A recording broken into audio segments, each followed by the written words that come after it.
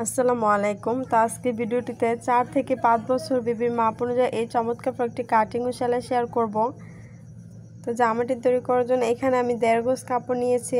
তো প্রথমে আমি বডির পার্টটি কাটিং করে নিব। তো এখানে হচ্ছে 2 পার্ট কাপড় আছে। কাপড়টি লম্বায় নিয়েছি 10 ইঞ্চি আর চওড়ায় নিয়েছি 16 ইঞ্চি। তো কাপড়টি এভাবে ডাবল ভাঁজ করে নিতে হবে।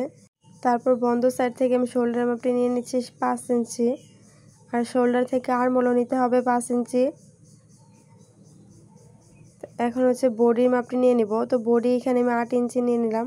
তো বডি থেকে হাফ ইঞ্চি কম নিতে হবে কোমরে। তারপর নিচে হাফ ইঞ্চি নিয়ে এভাবে রাউন্ড করে দিতে হবে। এখন আর্মহোলের শেপ দিয়ে নিচ্ছি। তারপর আমি গলা চওড়া মাপটি নিয়ে নিব। তো গলাটি চওড়া হবে এখানে 2 ইঞ্চি আর লম্বা নিব 3 ইঞ্চি। তারপর গলার শেপ দিয়ে নিচ্ছি। তো কাঁধে এইভাবে হাফ ইঞ্চি শোল্ডার ডাউন করে দিতে হবে। এখন মার্ক অনুযায়ী কাপড়টি কাটিং করে নিব।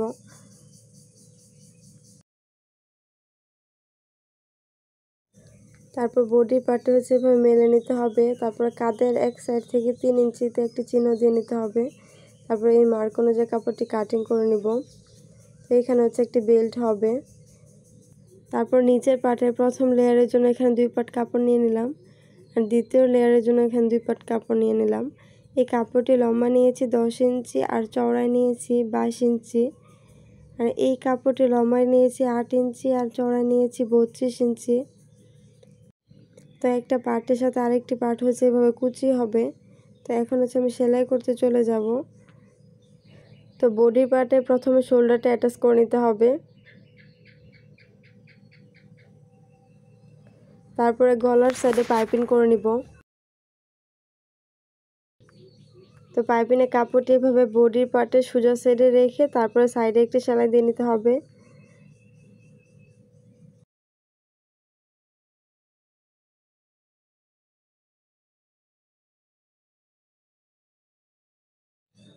তারপরে এইভাবে হচ্ছে কাট বসিয়ে দিতে হবে।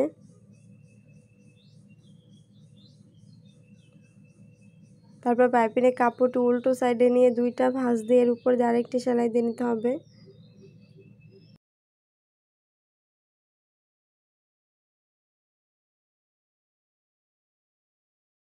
তো এখন হচ্ছে আর্মহোলে পাইপিং করে নিতে হবে। তো আর্মহোলে ও বডি সোজা সাইডে পাইপিংয়ে কাপড়টি রেখে তারপর সেলাইটি দিয়ে নিতে হবে। তারপরে পাইপিংয়ে কাপড়টি উল্টো সাইডে নিয়ে 2টা ভাঁজ দিয়ে এর উপর আরেকটি সেলাই দিয়ে নিতে হবে।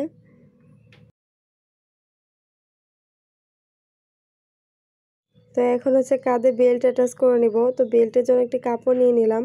এই কাপড়টি চওড়ায় নিয়েছি 3 ইঞ্চি আর লম্বায় নিয়েছি 7.5 ইঞ্চি। তো কাপড়টিকে এভাবে ডাবল ভাঁজ করে তারপর সাইডে একটি সেলাই দিয়ে নিতে হবে। তারপর একটি কাঁচের সাহায্যে কাপড়টি উল্টিয়ে আমি সোজা করে নিব। তারপরে শোল্ডারের বরাবর এইভাবে বেল্টে কাপড়টি রেখে অ্যাটাচ করে নিতে হবে।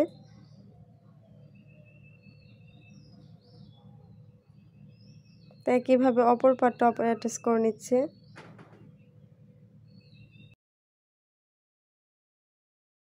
তো এখন হচ্ছে আমাদের নিচের পার্টে সেলাই করে নিতে হবে। তো প্রথম লেয়ারে কাপড়টি নিয়ে নিলাম। এই কাপড়টি সাইডটা সেলাই করে নিতে হবে। তো চিকন করে 2টা ভাঁজ দিয়ে তারপর হচ্ছে একটা সাইড সেলাই করে নিচ্ছি। তারপর যেই সাইডটা সেলাই করে নিয়েছি ঠিক একই সাইড হচ্ছে কুচি তৈরি করে নিতে হবে। তো এইভাবে হচ্ছে কুচিগুলো দিয়ে নেবেন। তো প্রথম লেয়ারে যেভাবে কুচিগুলো দিয়েছি একইভাবে দ্বিতীয় লেয়ারে কুচি তৈরি করে নিতে হবে। তো এইভাবে হচ্ছে চিকন করে 2টা ভাঁজ দিয়ে তারপর একটা সাইড সেলাই করে নিচ্ছি। তো যেই সাইডে সেলাইগুলো দিয়েছি একই সাইডে হচ্ছে কুচি দিয়ে নিতে হবে।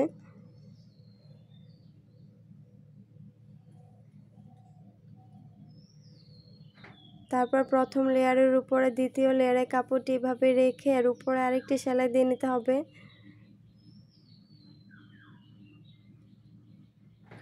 তো এখন হচ্ছে বডির পার্টের সাথে অ্যাটাচ করে নিব। তো বডির পার্টের উপরে এভাবে নিচের পার্টটি রেখে এর উপরে আরেকটি সেলাই দিয়ে নিতে হবে।